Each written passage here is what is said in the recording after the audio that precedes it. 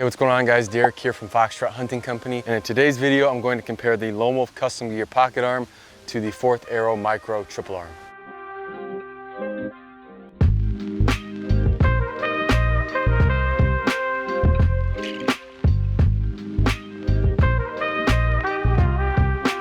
So I've actually been running the Lone Wolf Custom Gear Pocket Arm for about a year and a half now.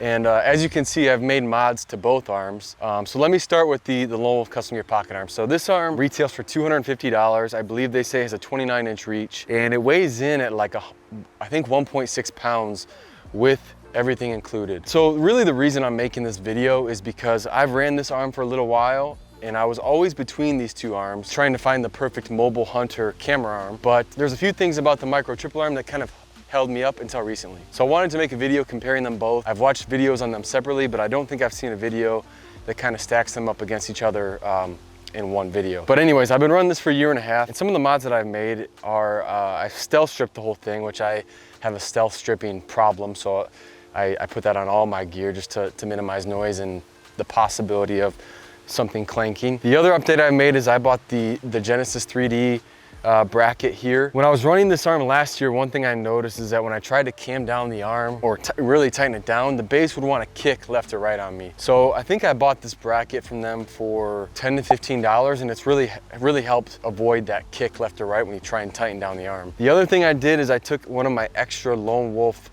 climbing stick cam buckles and swapped that out. I think the buckle that comes with it is a little smaller than the one that comes with the climbing sticks.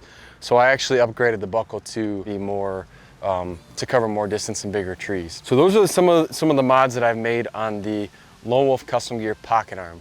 Now for the Micro Triple Arm, I recently saw a video, and that's what kind of actually inspired this video.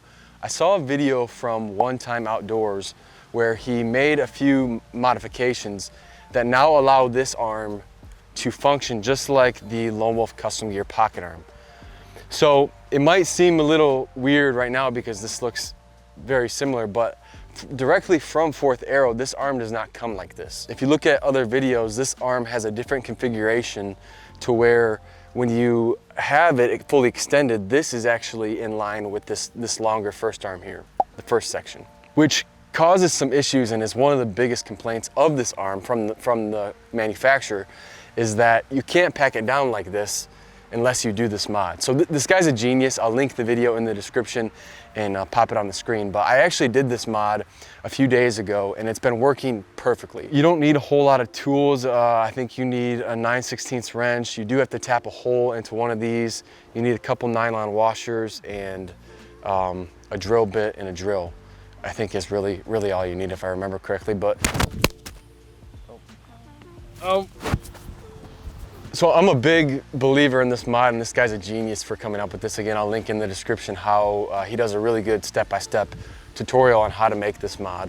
But now this arm can function freely and not run into each other like it does when it comes from the factory. A few other mods that I've made is I've obviously stealth stripped this one as well, and I've substituted the ratchet strap for the over the center buckle, just because of the concern with noise there as well. So I've ran this arm for about a week now.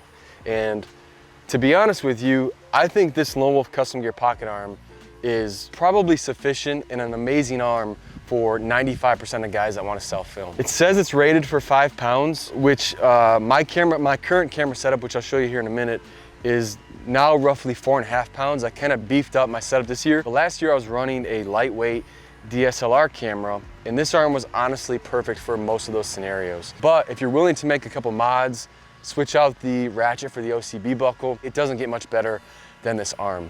Yes, you have the weight in the base, but one thing that I think is actually an advantage of this arm over the pocket arm is the ability to adjust the arm once the base is on the tree. This base is really sturdy. It really, I'm lifting up here, but it doesn't go anywhere side to side. But one of the disadvantages is when you have the camera on the actual arm, you're naturally gonna have some sag or play in this arm. And one thing I always do is, both of these bases have a level on the base, but because of that play, based on the camera weight of your arm when these are fully extended, I always actually level to the fluid head. And when you level to the fluid head, you're actually not gonna be, most of the time, not be level at the base. So with the 4th arrow triple arm, you can adjust this and you can level to the fluid head to make sure that this part is completely level, because this is just a, you know, a turnkey knob here that allows you to move this anywhere you want. With the pocket arm, once you have the base on the tree, it's kind of set. There's really not a whole lot you can do if you have sag or if this is unlevel at the fluid head, because there's no adjustability here at the base. So there's pros and cons. This is lighter, but this has more adjustability. And for me, in my setup, I'm willing to sacrifice the weight for more adjustability on the tree. It also allows you to not have to worry about the base, and you can get into different trees, and you know, versus the pocket arm where you have to somewhat be on a pretty straight tree with this arm if you want it to be level. So let me real quick, I have my GoPro set up here and just kind of show you guys my arm or my camera on these arms and kind of show you the some of the play that you'll see with each of these arms. So I'm switching to the GoPro here, and I don't know how well you guys are gonna be able to see this. And I know the quality won't be as good as obviously on the DSLR, but this is my setup that I'm running this year. Again, I think it weighs around 4.5 pounds. If you look at the bounce here on the triple arm, you know, you do have a little bit of play here. Oops, my fluid head's not tightened down, 1 second. You do have a little bit of play here, but the arm recovers very quickly. You know, when I move this anywhere, as long as I'm not being careless with it, it hardly bounces at all when you actually move it. You know, there's very few times when you're actually gonna be doing that right there. But just as an example, you can kind of see the play and how quickly it recovers. And again, my setup's around 4.5 pounds. So now let me really quickly swap this out and put it on the custom gear pocket arm. Okay, so now I have my camera on the Lone Wolf custom gear pocket arm. It's pretty level. I mean, there's really not a whole lot of play here. There's a little more for sure in this than the micro triple arm, just because it's not as beefy. You know, I think this is billet aluminum and this is much thinner than the triple arm. But if you want to look at kind of the play here, you know, it's really not a huge difference with the micro triple arm, but where I actually notice it just from using the cameras in the tree is when I go and swing around on the tree. You can kind of see that the arm is still bouncing there, you know, well after I move it. And with the triple arm, I really don't have that. The other thing too is, I don't know if you guys can hear or see that, but the base is already kind of creaking and moving on me, which was one of the reasons, again, why I decided to try this mod out and upgrade to the triple arm. So yeah, there's kind of the bounce comparison.